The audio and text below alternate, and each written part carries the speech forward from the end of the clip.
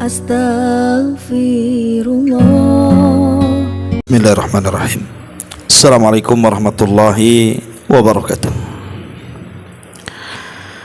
Alhamdulillah wassalatu wassalamu ala Rasulillah wa ala alihi wa sahbihi wa mawalah wa la hawla wa la quwata illa billahi wa ba'du.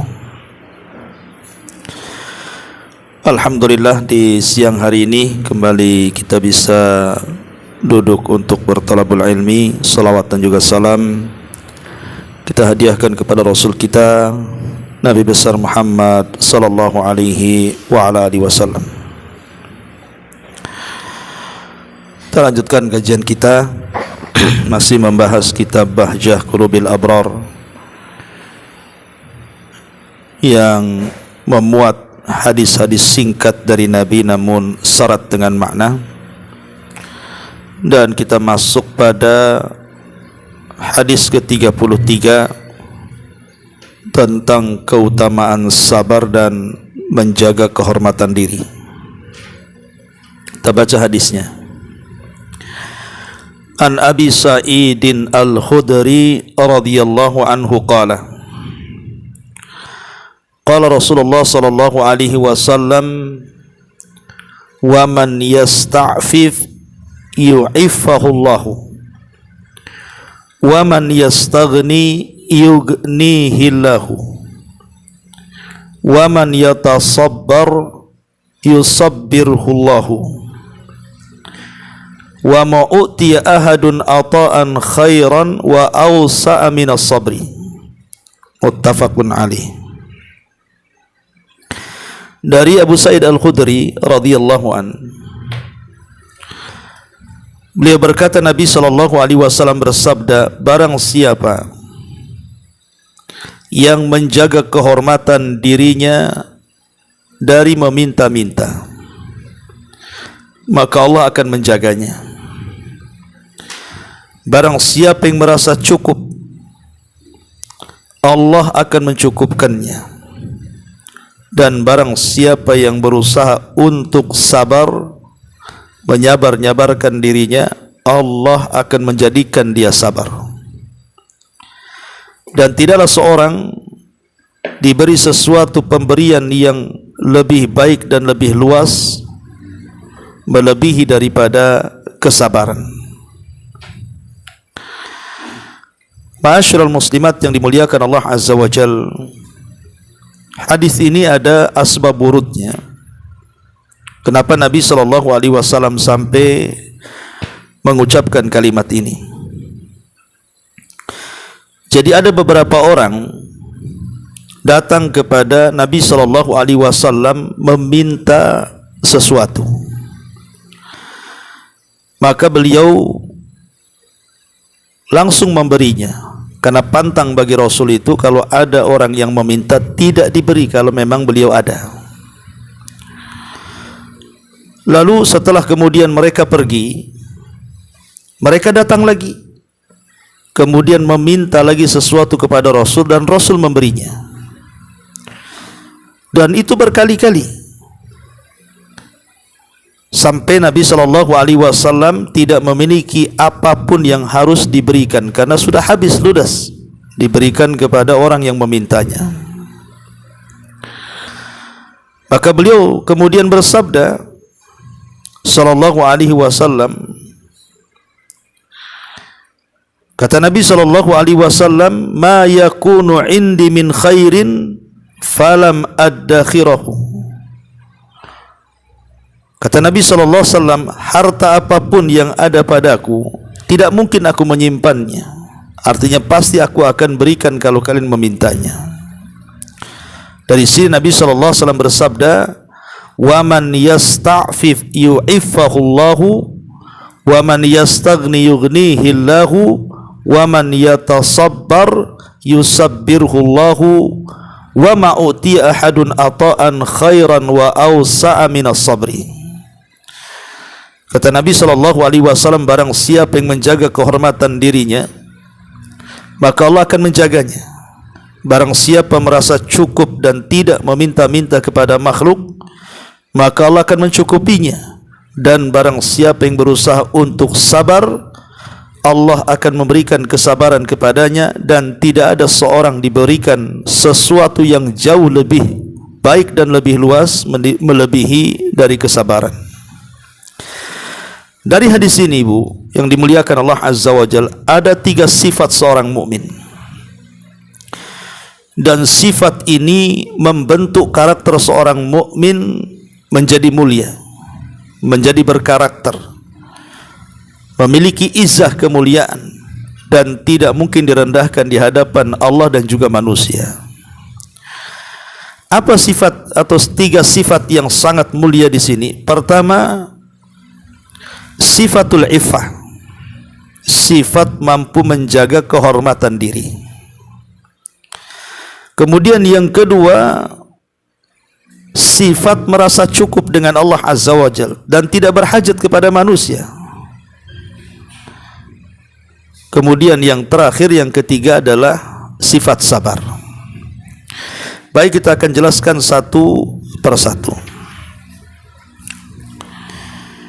Di sini yang pertama, kalimat dari Nabi SAW, "Wa man yasta'fif yu'iffahullah." Barang siapa yang menjaga kehormatan dirinya, maka Allah Subhanahu wa taala akan menjaga kehormatannya.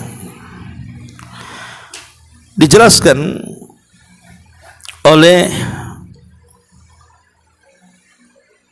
para ulama, di antaranya Ali Al-Qari rahimahullahu taala, beliau mengatakan kalimat wa man yasta'fif, maksudnya man yatlubu min nafsihil iffah.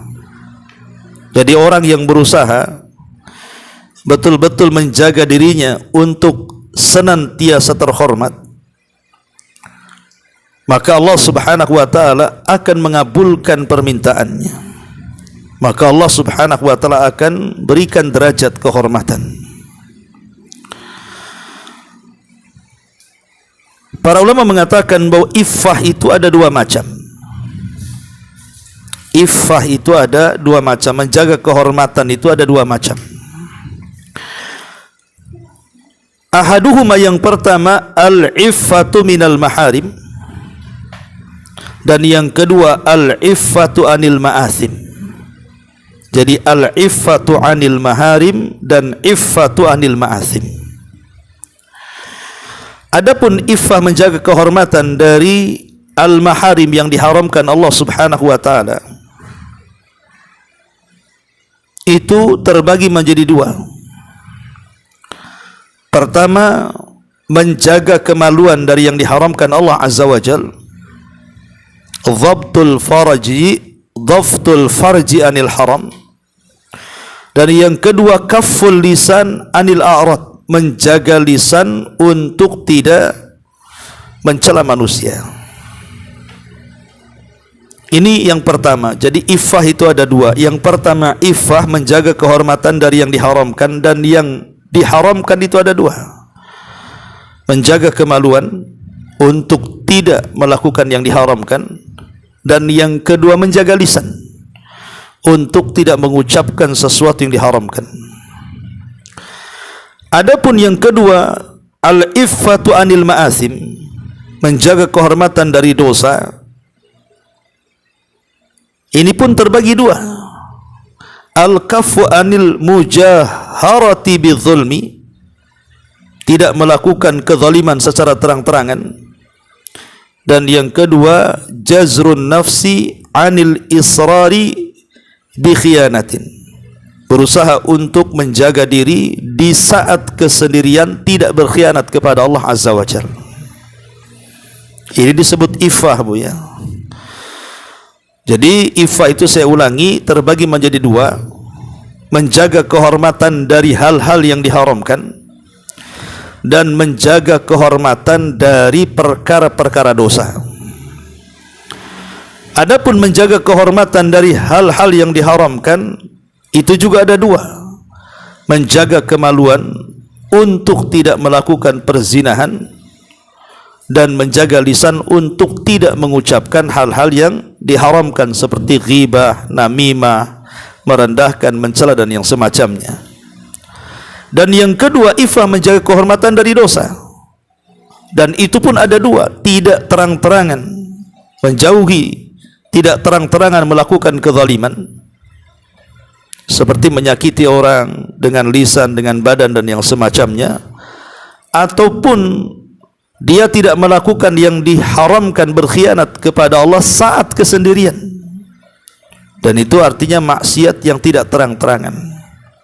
Lah, kalau orang bisa menjaga dua perkara ini, menjaga kehormatan dari yang diharamkan dan menjaga kehormatan dari dosa, maka kita memiliki iffah, memiliki kehormatan di hadapan Allah dan di hadapan manusia. Masyarul muslimat yang dimuliakan Allah Subhanahu wa taala. Lah, iffah sendiri artinya menjaga kehormatan diri, itu juga ada beberapa bentuk yang disebutkan para ulama. Yang pertama, iffatul jawari, menjaga kehormatan dengan menjaga anggota badan dari kepala sampai kaki, seperti menjaga tangan untuk tidak memukul, mengambil, mencuri, ghasab dan yang semacamnya, menjaga kaki untuk tidak melangkahkan ke tempat-tempat yang diharamkan, menjaga mata, menjaga telinga untuk tidak melihat dan yang mendengarkan yang diharamkan, menjaga kemaluan untuk tidak berzina, dan begitu seterusnya. Lah, ini artinya menjaga kehormatan seluruh badan. Yang kedua, menjaga kehormatan ketika seseorang itu mencari kehidupan, mencari nafkah, seperti menjauhi riba, menjauhi penipuan, mengurang-urang takaran, timbangan, meteran, curang dalam berdagang, dan begitu seterusnya. Ya, jadi berusaha dia mencari yang halal dan menjauhi yang haram.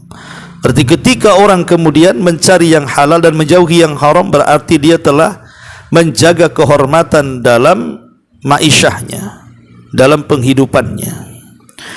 Kemudian yang ketiga, selain daripada mencari harta yang halal tadi dengan menjauhi hal-hal yang disebutkan tadi, termasuk juga iffah itu dengan cara seseorang menjauhkan diri dari hal-hal yang sifatnya disyubhatkan di dalamnya. Perkara syubhat, kalau yang halal jelas, yang haram jelaskan gitu. Tapi ada perkara syubhat di tengah-tengahnya, maka dia berusaha untuk meninggalkan syubhat agar sampai tidak memasukkan kepada perkara haram dalam dirinya. Ini tiga perkara yang disebutkan oleh para ulama tentang bentuk-bentuk iffah. Adapun tentu orang yang menjaga kehormatan itu banyak keutamaan yang akan didapati. Yang pertama, salamatul mujtama minal fawahish wa intihakil a'rad, wa intihakil a'rad. Maka masyarakat akan selamat dari perbuatan-perbuatan keji dan tersingkapnya atau terrobeknya kehormatan-kehormatan orang lain. Contoh mamanya satu komplek ini betul-betul menjaga kehormatan diri-diri mereka. Ya, mereka tidak menyakiti tetangganya dengan lisannya, kemudian juga tetangganya merasa aman karena kita menjaga kehormatannya, maka pasti masyarakat itu akan tenang dengan kita, karena tahu bahwa kita ini orang baik gitu ya. Kemudian yang kedua, bahwa di antara 7 orang yang akan mendapatkan naungan di hari yang tidak ada naungan kecuali naungan Allah adalah salah satunya orang yang iffah, orang yang menjaga kehormatan dari perbuatan haram dan perbuatan dosa, seperti melakukan perzinahan dan yang semacamnya. Kata Nabi SAW, sab'atun yudhilluhumullahu fi dhillihi yawma la dhilla illa dhilluh. Ada 7 kelompok yang akan mendapatkan naungan di hari yang tidak ada naungan kecuali dengan Allah. Salah satunya adalah seorang laki-laki yang dipanggil berzina untuk seorang wanita yang memiliki paras cantik, memiliki nasab dan kehormatan, kemudian dia mengatakan inni akhafullah, dia menolak perzinahan dan mengatakan saya takut kepada Allah Subhanahu wa taala. Kemudian yang ketiga, al-iffatu sababun lin najati minal ibtilaati wal masaib. Jadi Iffah ini juga sebab kita diselamatkan dari berbagai macam ibtila, musibah-musibah dan juga bencana. Sebagaimana dijelaskan di dalam hadis yang masyhur ketika ada 3 orang yang terjerembab dalam sebuah gua karena pintunya ditimpa oleh batu sehingga mereka tidak bisa keluar. Lah salah satunya mereka bertawassul dengan cara iffah. Pahala iffah, pahala menjaga kehormatan ketika dia hendak berzina dia tidak jadi. Bahkan kemudian dia melepaskan gadis itu dan memberikan sedekah. Kemudian yang keempat, i'anatullah liman aradal afaf. Allah Subhanahu wa taala akan menolong kalau orang itu punya keinginan untuk menjaga kehormatan. Baik kehormatan kemaluannya tidak berzina, baik kehormatan lisannya tidak menggibah, baik kehormatan badannya tidak melakukan kezaliman kepada orang lain, ataupun dia tidak melakukan dosa saat sendirian, maka Allah akan tolong kehidupannya. Dan itu berdasarkan hadis Nabi, salasatun haqqun 'alallahi aunuhum. 3 kelompok kewajiban bagi Allah untuk menolong mereka. Salah satunya kata Rasul, wan naqih alladhi yuridul afaf. Orang yang menikah dan menghendaki dengan pernikahannya itu menjaga kehormatan dia dari perzinahan. Kemudian yang kelima, salamatul mar'i min wuqu'i fil muharramat. Orang yang menjaga kehormatan itu akan selamat dirinya untuk terjerumus kepada hal-hal yang diharamkan Allah Azza wa Jal. Termasuk yang keenam, siyanatul muru'ah, akhlaknya pun akan terjaga. Akhlak dia itu akan terjaga. Dan juga dia dan masyarakat akan terjaga dari berbagai macam penyakit dari orang yang tidak pernah menjaga dirinya. Karena orang yang tidak pernah menjaga dirinya seperti orang yang terjerumus kepada perzinahan itu mendatangkan banyak penyakit. Sebagaimana hadis Nabi SAW, "Man lam tadharil fahishatu fi qaumin qad illa fasha fihimut ta'un wal auja allati lam takun madat fi aslafihimul ladzina madaw." Ketika perzinahan menyebar di mana-mana dan terang-terangan, kecuali akan ditimpakan kepada mereka taun dan penyakit-penyakit yang belum ada sebelumnya. Tapi orang yang menjaga kehormatan tidak mungkin menimbulkan penyakit. Artinya selamat masyarakat dari berbagai macam musibah dan penyakit. Ma'asyiral muslimat yang dimuliakan Allah Subhanahu wa taala. Adapun perkara-perkara yang bisa menjadikan kita ini mudah untuk menjaga kehormatan kita, apa saja yang bisa menolong kita supaya kita memiliki sifat iffah ini? Yang pertama, takwa Allah. Tentu bertakwa kepada Allah. Orang yang bertakwa pasti akan berusaha menjaga kehormatannya. Kemudian yang kedua, berdoa kepada Allah agar dijauhkan dari sifat-sifat buruk, akhlak-akhlak buruk. Kemudian yang ketiga, lingkungan yang baik. Lingkungan yang baik itu akan menumbuhkan seseorang menjaga kehormatannya. Seperti dalam keluarga, kalau orang tuanya baik, pasti anak-anaknya juga baik. Dan dia akan tumbuh seperti itu, akan baik. Ya. Termasuk juga yang keempat, kalau belum menikah, kalau ingin terjaga kehormatannya, segera menikah. Baik dia gadis ataupun janda atau duda. Kemudian juga yang kelima, hindari khalwah. Berdua-duaan dengan yang bukan mahram. Karena pasti yang ketiganya adalah syaitan. Kemudian juga jangan mengumbar pandangan, tetapi hendaklah kita ghaddul basar, menundukkan pandangan supaya lebih menjaga kehormatan. Termasuk juga seseorang memisahkan anak-anak yang sudah dewasa seperti anak perempuan dan anak laki-laki, dipisahkan kamar, dipisahkan ranjangnya kalau sudah mulai besar supaya terjaga kehormatannya. Nah, ini diantara faedah daripada iffah itu sendiri. Ma'asyiral muslimat yang dimuliakan Allah Subhanahu wa taala. Adapun kisah-kisah yang menarik soal iffah ini, di dalam Al-Qur'anul Karim kita lihat dalam surah Yusuf, bagaimana kisah Nabi Yusuf alaihi salatu wassalam yang ketika digoda oleh Zulaiha untuk berzina. Tapi kemudian Yusuf menjaga kehormatannya, kemudian menolak dan dia memilih di penjara dibandingkan harus melakukan perzinahan.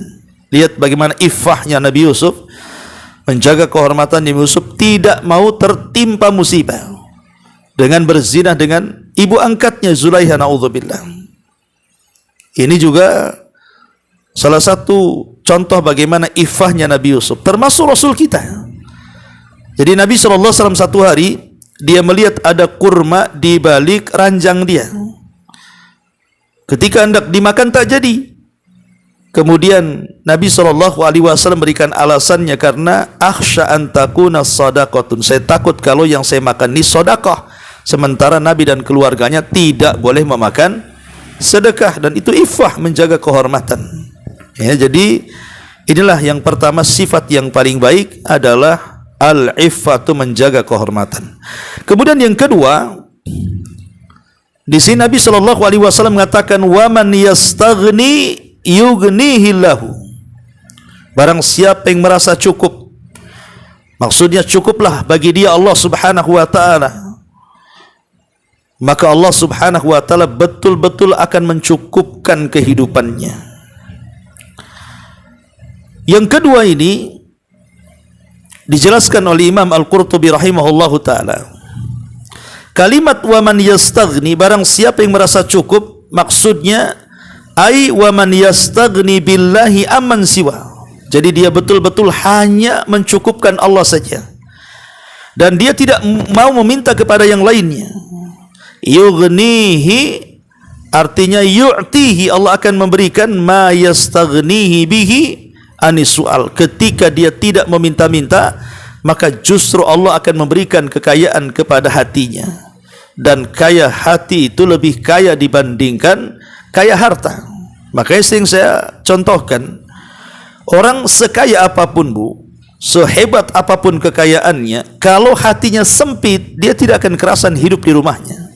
Walaupun luas rumahnya, walaupun lapang rumahnya, kalau hatinya sempit, orang itu tidak akan kerasan dalam rumahnya. Tapi kalau hatinya lapang, tidak ada masalah, betul-betul senang dinikmati kehidupan ini, maka sesempit apapun rumah bagi dia itu terasa lapang tuh. Ya, karena Rasul mengatakan hakikat kekayaan itu bukan dalam badan, tapi hakikat kekayaan itu ada di dalam hati manusia. Makanya orang yang merasa cukup dari Allah, Allah akan cukupkan kehidupannya, Allah akan berikan kekayaan dalam hatinya. Ma'asyiral muslimat yang dimuliakan Allah Subhanahu wa taala, kalimat ini wa man yastaghni yughnihillah, di sini ada isyarat tentang tercelanya mengemis atau meminta-minta. Karena Nabi SAW sangat melarang.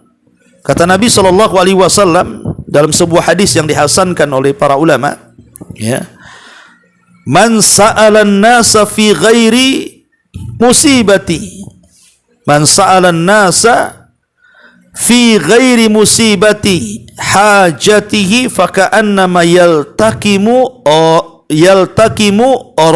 radfatan. Barang siapa yang meminta-minta kepada orang lain padahal ia tidak sedang dalam kebutuhan mendesak disebabkan musibah, maka seakan-akan dia memakan bara api dalam mulutnya. Dalam riwayat, man sa'ala min ghairi faqrin faka'annama ya'kul jamra, barang siapa yang meminta-minta padahal dia tidak fakir, maka seakan-akan ia memakan bara api. Perhatikan hadis ini, ada beberapa faedah. Pertama, bahwa meminta-minta hukum asalnya itu memang terlarang, tidak boleh. Hukum asal ngemis itu tidak boleh, karena jelas Rasul mengatakan diancam dengan makan bara api tadi. Kemudian yang kedua, Nabi SAW mengatakan bahwa meminta-minta dalam keadaan tidak fakir, artinya tidak darurat, maka ini termasuk dosa besar, karena ada ancaman di akhirat tadi, dia memakan bara api tadi. Tetapi meminta-minta untuk memperkaya diri sendiri itu pun tercela, karena Al-Aini, seorang alim, mengatakan man sa'alan nas li ajli at-takatsur fahuwa madmum. Barang siapa yang meminta-minta kepada orang lain untuk memperkaya diri sendiri, maka dia sangat tercela. Tetapi ada sebagian orang yang meminta-minta itu dibolehkan, tetapi dengan syarat. Ingat, meminta-minta itu dibolehkan tapi dengan syarat. Dan syaratnya juga dijelaskan oleh para ulama. Ya, dijelaskan para ulama di antara syaratnya pertama. Kata Nabi SAW, innal mas'alata la tahil illa li ahadi thalathatin. Sesungguhnya meminta-minta tidak halal kecuali bagi 3 orang saja. Siapa 3 orang ini? Rajulin tahammala hammalatan fahallat lahul mas'alah hatta yusibaha thumma yumsik. Pertama, orang yang menanggung tanggungan hutang. Dia halal meminta hingga menyelesaikan tanggungannya, kemudian menahan diri. Jadi kalau seandainya kita punya saudara atau orang tua kelilit hutang miliaran, kita tidak punya apa-apalah, terpaksalah kita bantu orang tua kita yang sedang terlilit hutang itu. Kita jual rumah kita, kita jual sepeda motor kita, mobil kita, akhirnya ludes. Akhirnya tidak punya apa-apa sama sekali. Dan dia pun belum bisa memulihkan ekonominya dia. Maka dia boleh meminta-minta hanya sekedar hajat hidupnya, dan kalau sudah mendapatkannya dia menahan diri. Tidak boleh lagi meminta-minta kalau sudah hajat kebutuhannya terpenuhi. Ini yang pertama. Kemudian yang kedua, kata Nabi SAW, wa rajulin asabathu jaihatun ihtajat malahu fahallat lahul mas'alatu hatta yusiba kiwaman minal aishi. Yang kedua, seseorang laki-laki yang ditimpa musibah pada hartanya, dan boleh baginya meminta-minta sehingga dirinya mencapai kemampuan untuk hidup. Artinya, kalau seandainya ada orang yang tertimpa musibah, tiba-tiba ada tsunami, tiba-tiba ada gempa, tiba-tiba ada banjir, kemudian rumahnya roboh, kendaraannya terkena banjir, ludes kekayaannya, tidak tersisa sama sekali, padahal dulunya dia orang paling kaya, tapi karena rumahnya, semua perabotannya, semua kendaraannya habis terkena reruntuhan atau terkena banjir atau yang semacamnya, kemudian dia jatuh miskin. Maka dibolehkan meminta-minta orang seperti ini karena dia korban musibah, sampai dia betul-betul mampu untuk berusaha bangkit. Dan kalau dia sudah memiliki pekerjaan, maka stop meminta-mintanya. Ini yang kedua. Kemudian yang ketiga, kata Nabi SAW, wa rajulin asabathu faqatun hatta yaquma thalathatun min dhawil hijah min qaumihi laqad asabat fulanan faqah fahallat lahul mas'alatu hatta yusiba kiwaman minal aishi fama siwahunna minal mas'alati yaqabisah sukhtan yakuluha sahibuha sukhtan yakuluha sahibuha. Kemudian yang ketiga, memang benar-benar fakir. Dia orang miskin, boleh jadi janda tua, tidak punya skill untuk usaha gitu ya.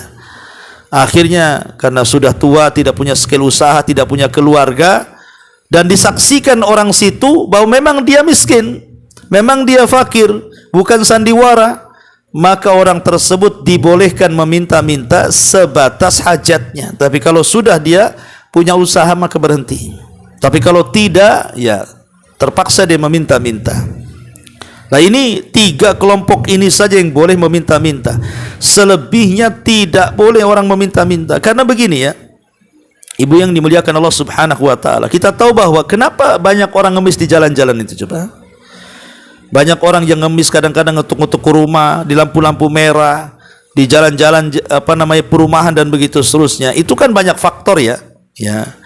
Boleh jadi faktor kefakiran, kemiskinan, sulit cari pekerjaan, akhirnya sulit untuk makan, terpaksalah dia meminta-minta dan mengemis.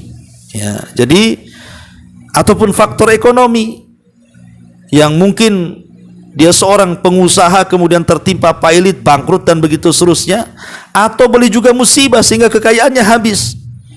Ya, atau mungkin faktor-faktor mendadak yang tidak tahu, akhirnya terpaksa dia meminta-minta. Tapi yang jelas bahwa ulama menyebutkan pengemis itu hanya ada 2 jenis saja. pengemis itu hanya ada dua jenis saja. Jenis yang pertama memang betul-betul dia berhajat, seperti yang 3 orang tadi, maka yang seperti itu dibolehkan sampai hajatnya dipenuhi. Tapi yang kedua, ada pengemis itu yang disebut dengan pengemis gadungan. Ya, dia pintar bersandiwara, bersilat lidah, bilang orang miskin pada rumahnya tingkat 3. Kan ada itu yang viral itu, pengemis yang terkena sorot wartawan, tiba-tiba ditelisik rupanya rumahnya tingkat pula, motornya besar-besar, bagus-bagus. Padahal ketika kemudian dia ngemis itu, pakaiannya itu robek-robek tuh, badannya sengaja dicoreng-coreng, dibau-bauin gitu ya, supaya orang akhirnya iba dan memberinya. Inilah yang terancam di banyak hadis Nabi SAW soal bahaya meminta-minta ini. Karena hakikatnya, Bu, orang yang meminta-minta ini sebenarnya dia miskin jiwanya. Jadi orang yang meminta-minta itu miskin jiwanya. Terkadang ada harta, sudah cukup kan, tapi dia meminta-minta itu karena jiwanya miskin. Dan hakikatnya dia sedang menyakiti diri sendiri dan orang lain kan. Diri sendiri tersakiti, orang lain pun tersakiti, karena ada orang meminta-minta itu maksa, Bu. Kalau nggak dikasih itu ngomel-ngomel dia, doain yang nggak jelas-jelas gitu ya. Dan ingat bahwa hasil orang yang meminta-minta itu haram. Kata Nabi SAW tadi, selain yang 3 itu, wahai Qabisah ini, periwayat hadis ini, maka harta yang dimakan adalah harta yang haram. Harta yang dimakan adalah harta yang haram. Artinya, sementara harta haram itu, kata Rasul, setiap daging yang dihasilkan dari benda yang diharamkan, maka neraka tempatnya, kan begitu. Maka sama saja sebenarnya orang yang meminta-minta itu sedang memasukkan dirinya ke dalam api neraka. Dan orang yang meminta-minta itu selamanya tidak akan pernah kaya, Bu. Sampai kiamat tidak akan pernah kaya, karena dia akan merasa kurang terus orang minta-minta ini. Apalagi sudah keenakan kan itu ya. Daripada kerja bangunan, bakbuk capek badan, bagus minta-minta aja, sebentar aja dapat duit. Akhirnya kemudian orang seperti ini akan terus merasa miskin, tidak pernah puas dengan pemberian dari Allah Subhanahu wa taala. Padahal kalau seandainya orang itu betul-betul merasa cukup dengan pemberian Allah sedikit ataupun banyak, perhatikan firman Allah Subhanahu wa taala di dalam surah Al-Baqarah ayat 273 tuh. Lil fuqara'il ladzina uhsiru fi sabilillah la yastati'una dharban fil ardi yahsabuhumul jahilu aghniya minat ta'affuf ta'rifuhum bisimahum la yas'aluna an-nasa ilhafa wa ma tunfiqu min khairin fa innallaha bihi alim. Apa yang kamu infakkan adalah untuk orang-orang fakir yang terhalang usahanya karena jihad di jalan Allah Subhanahu wa taala, sehingga dia tidak dapat berusaha di bumi. Orang lain yang tidak tahu menyangka bahwa mereka adalah orang-orang yang kaya raya, padahal mereka adalah orang yang menjaga diri dari meminta-minta. Engkau wahai Muhammad mengenal mereka dari ciri-cirinya. Mereka tidak minta secara paksa kepada orang lain. Apapun harta yang baik yang kamu infakkan, sungguh Allah mengetahuinya. Lihat bagaimana Allah memuji orang-orang yang tidak meminta-minta. Mungkin orang menyangka kita ini kaya karena tidak pernah meminta-minta. Ya, kita katakan kaya hati. Kaya hati, mereka tidak tahu ibu itu lagi kesulitan sebenarnya, tapi berusaha mengkaya-kayakan diri, menjaga kehormatannya. Maka ketika kemudian dia menjaga kehormatannya, maka Rasul mengatakan yughnihillahu, maka Allah akan mencukupkan kehidupannya. Karena kalau kita lihat para nabi, mereka mencari nafkah itu dengan keringat mereka. Nabi Daud mengambil kayu bakar, kemudian menjualnya, termasuk juga membuat baju besi, kemudian menjualnya. Nabi sendiri sebagai penggembala kambing. Ya, Nabi Ibrahim seorang tujar, seorang pedagang, dan hampir semua para nabi itu mereka berkeringat untuk mencari nafkah. Ya, makanya kenapa Nabi SAW memuji orang-orang yang menjaga kehormatan. Qad aflaha man aslam wa ruziqa kafafan wa qanna'ahu Allahu bima atah. Sungguh beruntung orang-orang yang masuk Islam, diberikan rizki yang cukup, dan dia merasa puas dengan apa yang Allah berikan kepadanya. Itu yang disebut dengan qanaah. Ya, ini yang kedua ya. Sifat yang kedua adalah sifat qanaah, merasa cukup dari Allah dan tidak perlu kepada yang lainnya. Dan yang terakhir, Nabi SAW mengatakan, "Waman yatasabbar yusabbirhullahu." Dan barang siapa yang berusaha untuk sabar, maka Allah akan menjadikan dia pun bersabar. Dan sifat sabar ini subhanallah salah satu amalan yang tidak terbatas pahalanya, Bu. Apa sih sabar itu, Bu? Kita sering mengatakan, yang sabar ya. Enggak, saya sabar kok, kan gitu. Apa sih makna sabar itu? Kita sering menyebut kalimat sabar, sabar, sabar. Sabar itu kan bahasa Arab, Bu. Ya. Para ulama mengatakan bahwa sabar artinya khuluqun karimun yamna'u min fi'li ma la yuhsin. Sabar itu akhlak yang mulia yang mencegah seseorang dari melakukan perbuatan yang tidak baik. Jadi sabar itu sebuah akhlak yang mulia yang dengan akhlak itu mencegah orang melakukan sesuatu yang tidak baik. Ini satu pendapat. Ada juga yang mengatakan sabar itu artinya seseorang yang tahammal al-balwa min ghairi syakwa. Dia berusaha untuk sabar ketika ditimpa musibah dan lisannya tidak kemudian mengadu.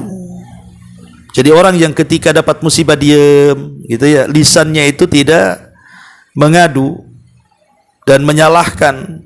Dia yakin dengan takdir, maka itulah yang disebut dengan as-sabru, kata ulama. Itulah sabar. Ya. Ada juga yang mengatakan bahwa sabar itu artinya habsun nafsi anit tasakhuti bil maqdur. Dia memenjarakan hati supaya tidak marah kepada takdir. Wa habsul lisani anis syakwa, dan juga menahan lisannya untuk tidak mengucapkan sesuatu yang menunjukkan dia menolak takdir. Wa habsul jawari an fi'li ma yaghdabu rabb, dan menjaga anggota badan dari melakukan perbuatan yang dimurkai Allah. Itulah sabar. Jadi hakikat sabar itu ada tiga: menjaga hati, menjaga lisan, dan menjaga anggota badan. Di mana menjaga hati artinya menjaga meredam emosi, jangan menyalahkan takdir. Begitu juga lisan tidak memprotes takdir Allah, ataupun menjaga anggota badan untuk tidak memancing kemurkaan Allah subhanahu wa ta'ala. Itulah disebut sabar. Lah sabar sendiri hukumnya wajib, Bu. Orang bersabar itu wajib. Karena sabar itu kalau dalam anggota badan kita itu bimanzilati ra'si, sama dengan kepala. Ibu kalau tidak punya kepala tidak akan hidup. Maka sama dalam beragama, kalau tidak sabar maka akan sulit orang itu menjalankan perintah dan menjauhi larangan. Makanya para ulama mengatakan bahwa as-sabru bimanzilati ra'si, bahwa sabar itu sama dengan kepala dalam badan. Makanya hukumnya wajib, karena sabar itu perintah Allah, wali rabbika fasbir, dan kepada Rabbmu bersabarlah. Jadi wajib hukum sabar itu. Ya. Adapun sabar sendiri terbagi menjadi tiga macam yang ma'ruf sering saya jelaskan. Pertama, sabar ketika melaksanakan ketaatan kepada Allah Azza wa Jalla, dan inilah sabar yang paling tinggi. Berdasarkan firman Allah, ya bunayya aqimis salata wa'mur bil ma'rufi wanha 'anil munkar wasbir 'ala ma asabak. Wahai anakku, dirikan salat, kemudian perintahkan kepada kebaikan dan cegah dari kemungkaran, kemudian bersabarlah dari apa yang menimpa kamu. Kalimat wasbir, bersabar, artinya kita harus bersabar di dalam melaksanakan ketaatan kepada Allah Azza wa Jalla. Yang kedua, as-sabru an irtikabil maksiatillah, sabar ketika meninggalkan maksiat. Sabar ketika ada saudara kita sedang bergibah, enggak mau saya gibah. Sabar ketika ada saudara kita sedang namimah, enggak mau saya namimah. Sabar ketika ada saudaranya suka utang, saya tidak mau utang. Sabar ketika saudaranya melangkahkan kaki ke tempat-tempat maksiat, saya tidak mau. Jadi dia sabar untuk tidak maksiat kepada Allah Azza wa Jal, Maka ini tingkatan yang kedua. Dan yang ketiga, as-sabru ala aqdar al-mu'limah. Sabar ketika Allah memberikan musibah. Sabar ketika ditimpa kemalangan, ditimpa ekonomi yang jatuh, ditimpa kesehatan dengan berbagai macam penyakit dan ujian. Nah, itu namanya sabar di atas takdir namanya. Memang sudah takdirnya, mau diapakan lagi, harus sabar. Ya. Makanya dari sini kata para ulama, manusia terbagi 4 ketika menghadapi 3 kesabaran ini. Ya. Pertama, orang yang sabar di atas ketaatan, kemudian sabar ketika menjauhi kemaksiatan, maka inilah yang paling tinggi kesabaran yang seseorang itu bisa mendapatkan kemuliaan di hadapan Allah. Jadi kalau ibu bisa sabar ketika sholat, ketika puasa, ketika zakat, ketika haji, sabar dia. Atau sabar tidak melakukan ghibah, tidak ini, tidak itu dalam maksiat, maka ini sabar puncak paling tinggi. Kemudian yang kedua, sabar ketika menjalankan ketaatan, tapi tidak sabar ketika maksiat dia. Dia sholat bisa, puasa bisa, haji bisa, tapi masih juga dia kena riba, masih juga kena zina, masih juga kena judi, masih juga kena ghibah, gitu ya. Maka sabar yang seperti ini dikatakan zalimu li nafsi namanya, orang yang mendolimi dirinya sendiri. Ya, ini tingkatan kedua nih. Tingkatan yang ketiga, ini yang paling rendah lagi, adalah orang yang bersabar. Dia bisa tidak meninggalkan maksiat. Dia tidak bisa dia enggak ghibah, enggak judi, enggak zina, tapi pula tak solat dia.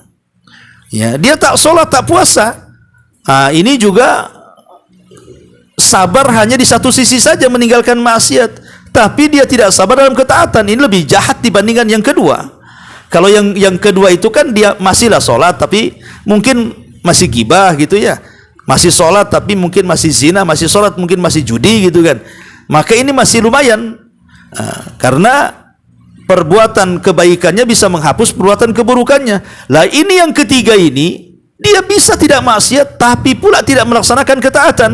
Maka masuk dalam kaidah bahwa meninggalkan yang diperintah itu lebih besar dosanya dibandingkan mengerjakan yang diharamkan.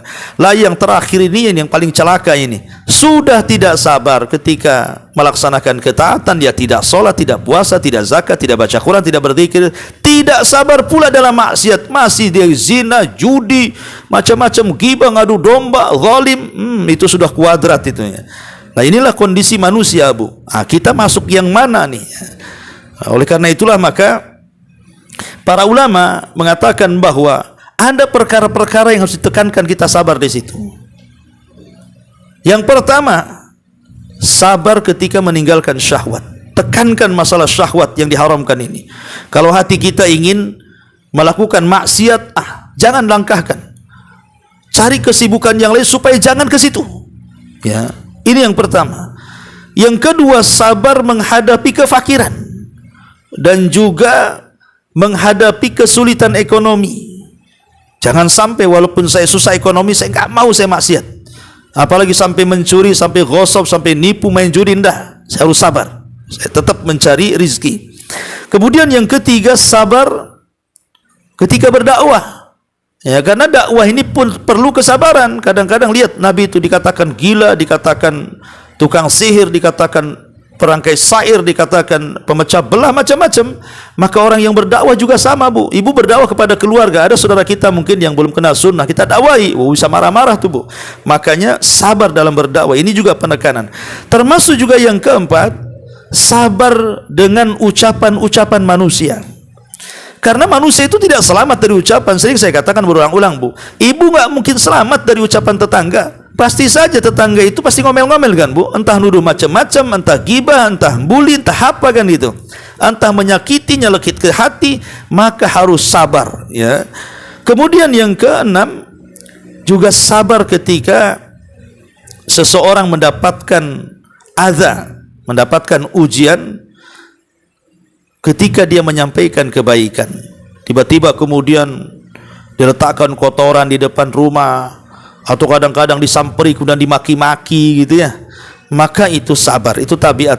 Kemudian juga diantaranya penekanan sabar adalah ketika mencari rizki, harus sabar, tahan dari yang diharamkan.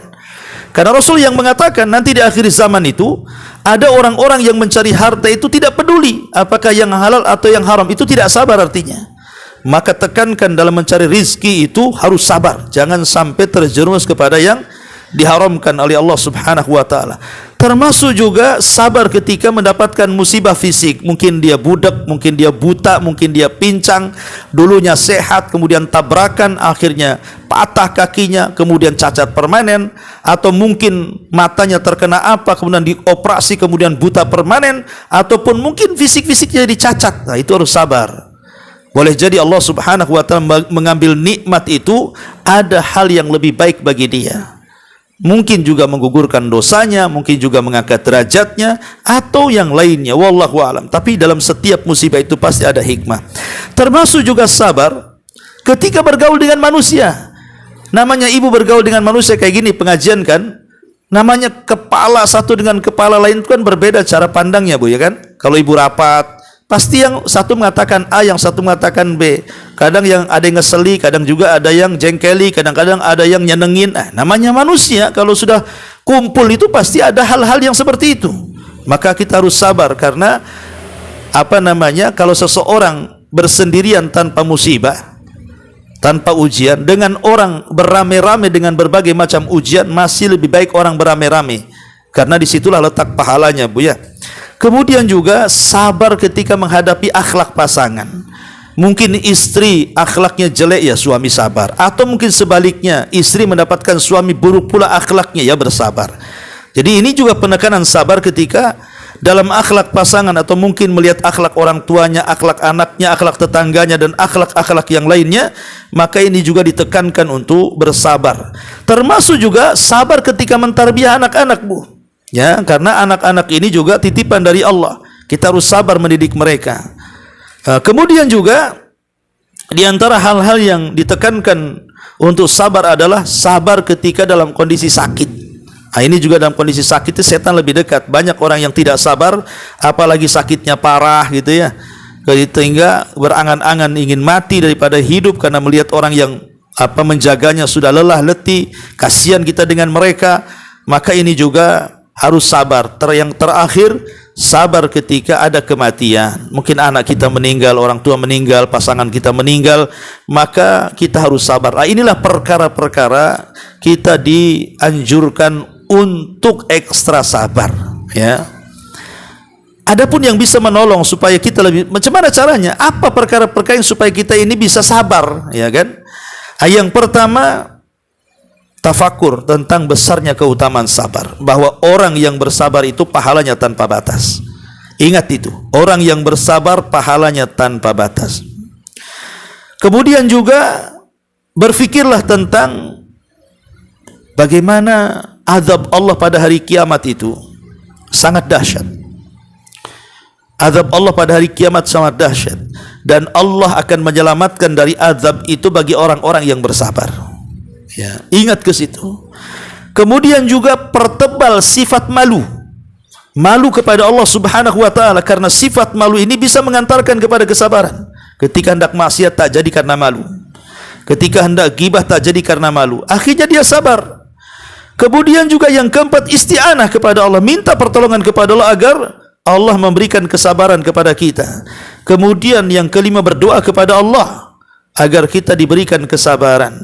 Kemudian yang keenam, tanamkan perasaan cinta dan takut kepada Allah Subhanahu wa taala. Karena kalau orang sudah cinta dengan Allah, takut kepada Allah dan mengharap kepada Allah, maka ini juga mengundang kesabaran. Dan yang terakhir tentunya at-ta'ammul fi sabril anbiya'i wassalihin. Lihat kisah-kisah para nabi, lihat kisah-kisah orang-orang soleh, bagaimana sabarnya mereka.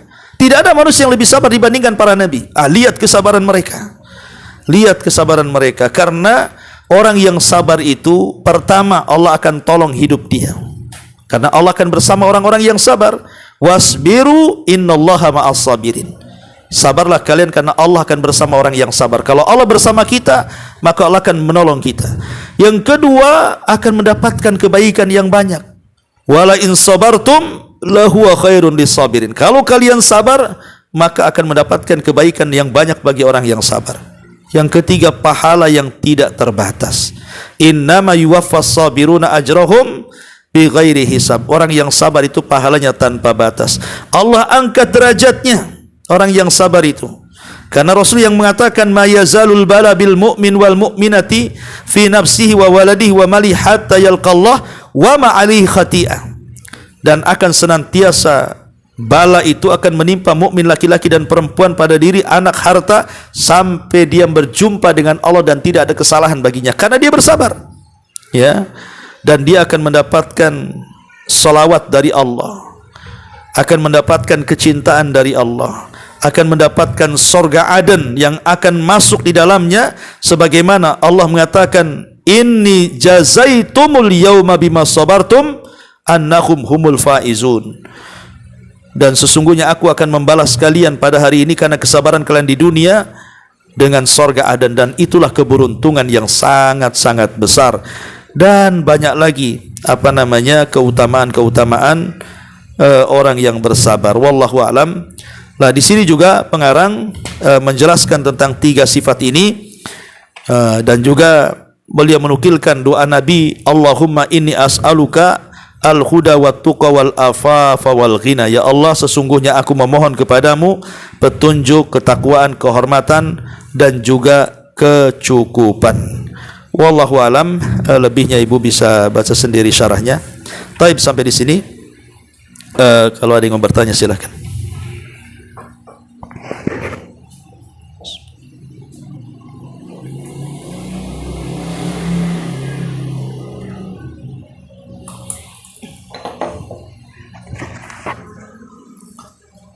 Waalaikumsalam warahmatullahi wabarakatuh. Ada satu keluarga itu ayahnya bekerja itu, dan aku tadi dia mengurus surat istri untuk sekolah anak, untuk sekolah anak, jadi mengurus surat istri.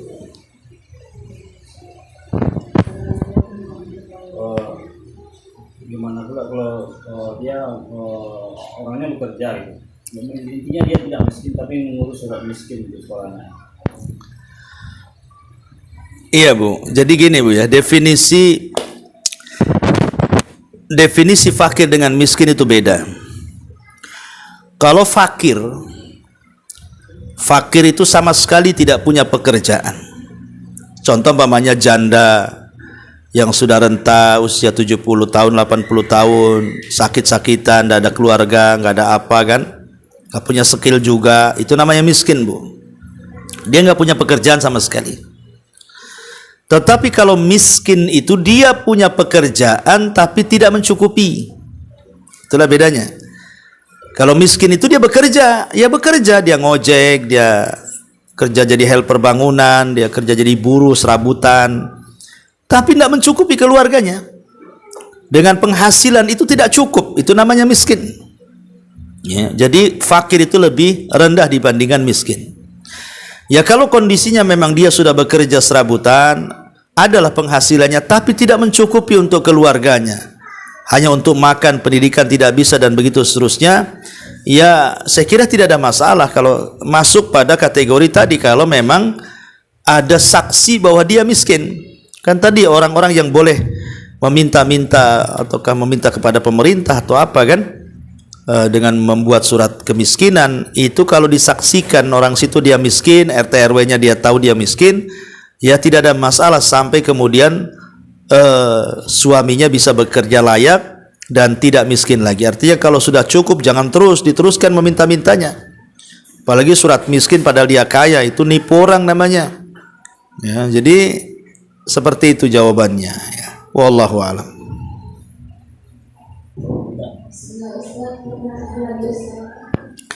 Tentang sebuah ayat yang pernah saya dengar, yang berbunyi Assalamualaikum warahmatullahi wabarakatuh. Artinya selamat atas kalian seseorang kalian. Itu mengapa ketika seseorang masuk surga itu yang dikasih selamat itu kesabaran dan sholat dan akhlaknya. Terus kalau itu saya kaitkan dengan keadaan seorang yang sabar di buah hati itu apakah itu apa? Bisa mendapatkan murah seperti itu, Ustaz? Iya.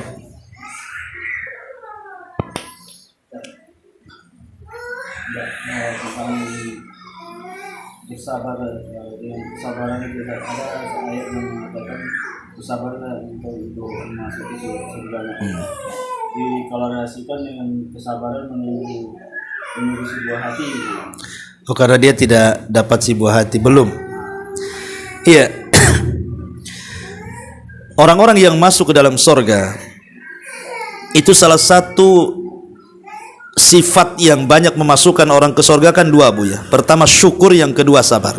Syukur separuh agama, sabar itu separuh agama. Makanya kenapa kemudian orang-orang yang masuk surga itu akan disambut para malaikat, salamun alaikum bima sabartum fa ni'ma uqbaddar. Keselamatan bagi kalian atas kesabaran kalian ketika di dunia, maka surga inilah senikmat-nikmatnya tempat kembali kalian. Karena memang dua akhlak ini, memang syukur dan sabar ini ya memang inilah sempurna manusia. Kalau orang bisa bersyukur, kalau orang bisa bersabar, sempurna orang ini. Karena dua perkara ini kalau satunya diingkari, kufur nikmat, satunya juga tidak sabar, akhirnya menjadi tasakhut, menolak takdir Allah Azza wa Jalla, tidak sabar beribadah, tidak sabar meninggalkan maksiat, maka dia akan jadi orang jahat. Ya. Jadi sabar itu memang akhlak yang luar biasa, dan itu akhlak para nabi. Sampai-sampai Rasul ditegur oleh Allah Subhanahu wa taala, isbir kama sabara ulul azmi minar rusul. Hai Muhammad, sabar kamu sebagaimana ulul azmi dari kalangan rasul, mereka telah bersabar. Ya. Adapun kemudian pertanyaan yang kedua tentang masalah orang yang diuji oleh Allah Subhanahu wa taala tidak memiliki keturunan. Ya. Bahwa Allah bersumpah dalam Al-Qur'an tentang masalah orang yang tidak memiliki keturunan. Bukan berarti kalau orang yang memiliki keturunan lebih mulia dan yang tidak memiliki keturunan tidak mulia. Atau bukan berarti kemudian orang yang memiliki keturunan punya generasi yang kelak akan meneruskan, mendoakan dan mentransfer pahala setelah kematiannya, yang tidak punya keturunan tidak. Enggak begitu.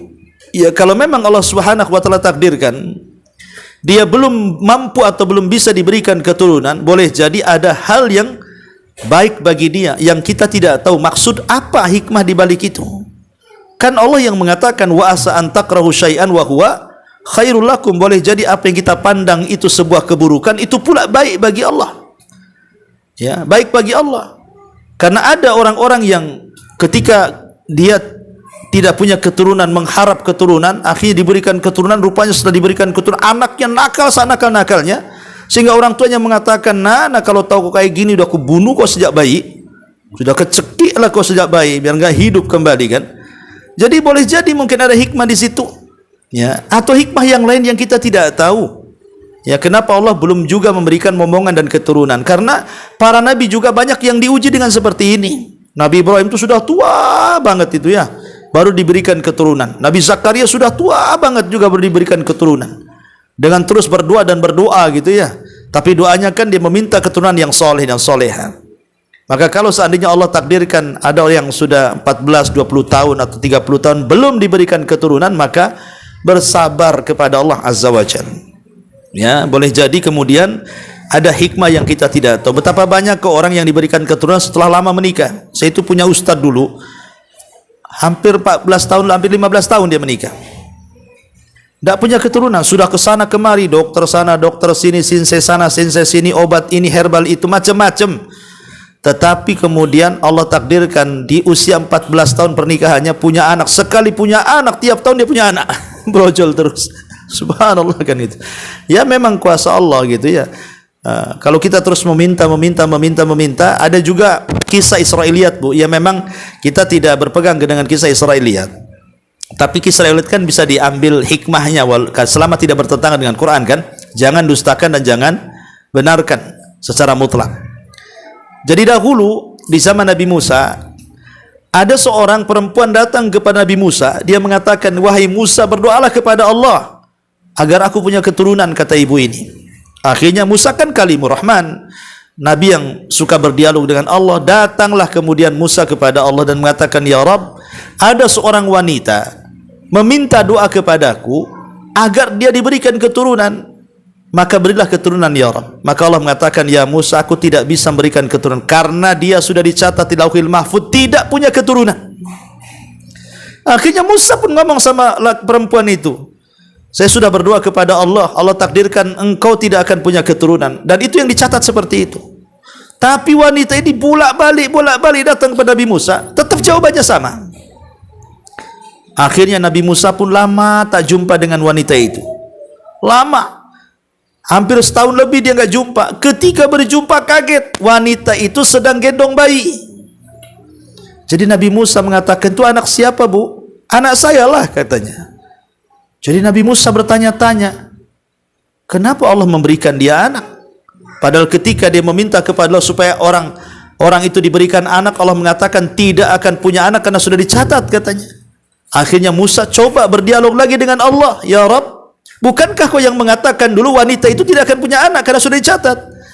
Apa kata Allah? Ya Musa, bagaimana aku tidak sayang dengan wanita itu sementara wanita itu terus berdoa dan berdoa dan berdoa dan berdoa dan terus meminta, sehingga rahmatku lebih luas dibandingkan kemurkaanku, maka aku anugerahkan dia anak. Dari sini kita tahu bahwa terkadang doa itu bisa mengetuk pintu langit. Maka banyak-banyak berdoa saja, mudah-mudahan dengan doa ini, dan tentu juga dengan usaha dokter, usaha herbal, usaha apa kan gitu. Mudah-mudahan dengan doa dan usaha, lambat laun insyaallah Allah akan berikan keturunan. Wallahu a'lam. Ya, saya kira cukup. Ya. Subhanakallahumma bihamdika asyhadu an la ilaha illa anta astaghfiruka wa atubu ilaik. Allahu ta'ala alam. Assalamualaikum warahmatullahi wabarakatuh.